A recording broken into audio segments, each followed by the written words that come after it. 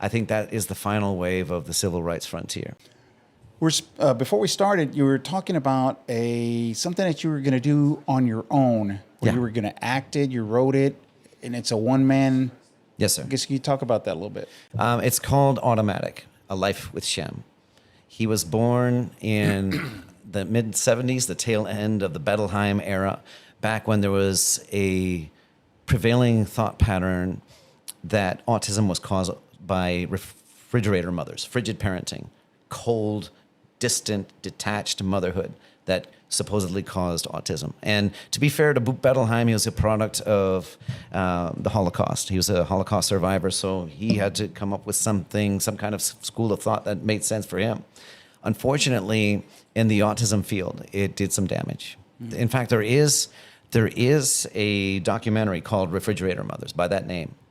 And my mother and Shem are in that documentary. If you search it up, it's called Refrigerator Mothers, and some other mothers, other sons and daughters are featured in that as well.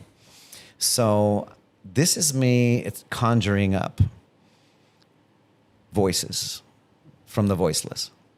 I think that is the final wave of the civil rights frontier. I think the next frontier, and I'm not the first one to say this, but I think what defines us as a society is fighting for us, yes, self-advocating, but also how we give voices to the voiceless for people that can't speak for themselves.